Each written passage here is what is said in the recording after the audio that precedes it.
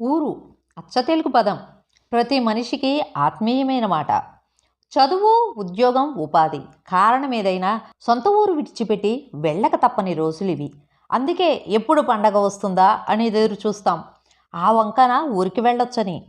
ఎంత పెద్ద నగరంలో ఉంటున్నా ఊరిని తలుచుకుంటే చాలు సంతోషంతో ఒళ్ళు పులకరిస్తుంది. ఊరు మనుషులు కనిపిస్తే గుండెకి హత్తుకొని మాట్లాడాలనిపిస్తుంది. పుట్టి పెరిగిన ఊరి చుట్టూ ఉన్న కొండలు, తోటలు, పొలాలు, చెరువులు అన్నీ కళ్ళ ముందు సాక్షాత్కరిస్తాయి. ఊరి వాళ్ళెవరైనా ప్రముఖ స్థానాల్లో ఉంటే మా ఊరివాడే అంటూ అడిగిన వారికి అడగని వారికి కూడా గర్వంగా చెప్పుకుంటాం. సొంత ఊరి ముచ్చట్లు ప్రస్తావించకపోతే ఎవరి జీవిత కథ సమగ్రం కాదు. చదువుకున్న బడి, పాఠాలు చెప్పిన గురువులు, తోటి పిల్లలతో చేసిన అల్లరి పనులు, ఆడిన ఆటలు, తోటలో చొరబడి చేసిన చిలిపి దొంగతనాలు, పట్టుబడినప్పుడు తిన్న దెబ్బలు, ఇరుగు పొరుగు అండతో గట్టెక్కిన ఇబ్బందులు గుర్తొస్తే పెదాల మీద చిరునవ్వులు విరబూస్తాయి.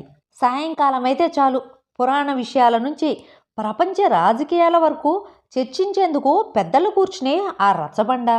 కోడి కుయ్యగానే పొలాల్లోకి బయలుదేరే రైతులు వాకెళ్లలో కల్లాపి చల్లి ముగ్గులు వేస్తూ ఇరుగు పొరుగు వారిని పలకరించే గృహిణులు, రైతుల తగాదాలు తీరుస్తూ గ్రామాధికారులు కొలువై ఉన్న కచేరీ, ఇందు మూలంగా మంది ప్రజలకు తెలియజేయనిదేమనగా అంటూ సర్కారు వారి ఉత్తర్వును చాటింపు వేసే పంచాయతీ సిబ్బంది, ఊరిని తలుచుకోగానే కళ్ళ ముందు రీలులాగా తిరిగే దృశ్యాలివి.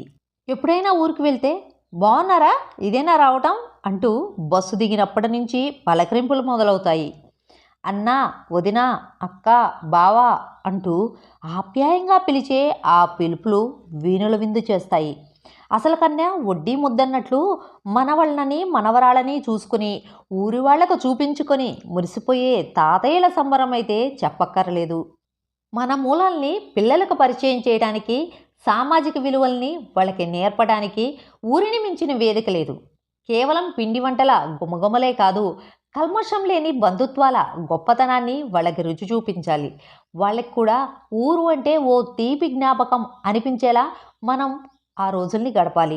ఉరుకు పరుగుల యాంత్రిక జీవితం నుంచి, స్క్రీన్ల చాటు నుంచి మన పిల్లల్ని బయటకు తీసుకువద్దాం.